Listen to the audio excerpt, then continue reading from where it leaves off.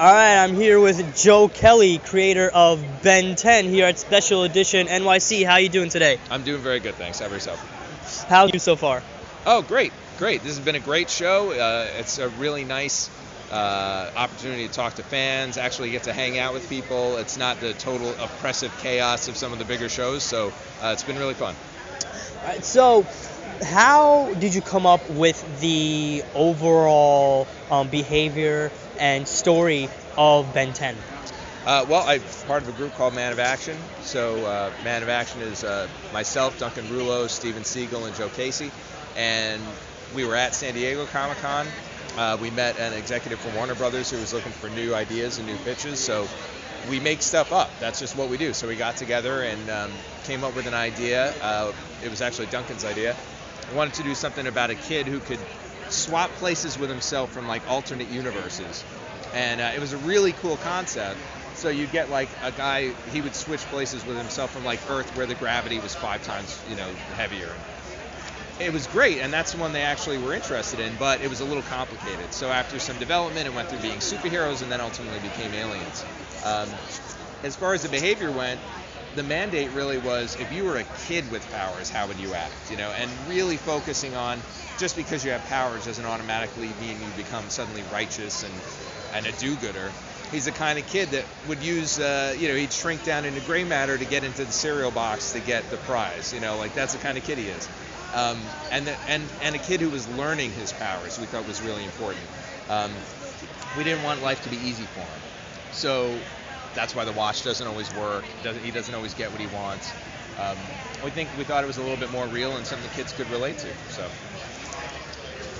no, that's it. In terms of the monsters that he can morph into, how did you come about deciding on these numbers of monsters as opposed to stuff you were thinking about doing but you couldn't put it in there, things of that nature?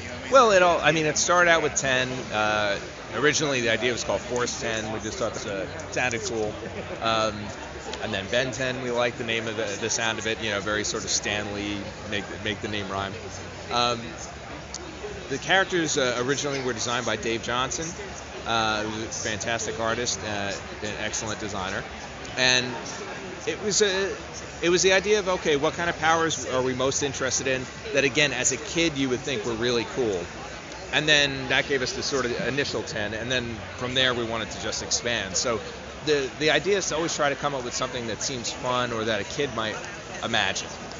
So yeah, I could go super fast. What would be the way a kid might do that? Well, they're sort of on skates, so Accelerate has the sort of wheelie feet, Stuff that just feels a little bit different. It's going to be some powers that we recognize, but executed in the aliens in ways that are unexpected.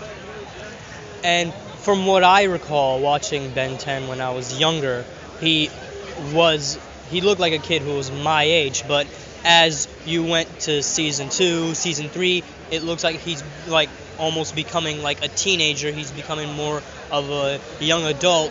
In terms of the character design of Ben, how'd you go about that? Well, that was a Cartoon Network decision. Most boys action shows only have shouldn't say boys action shows, just action shows in general. They have a half-life of 4 or 5 years, 4 or 5 seasons.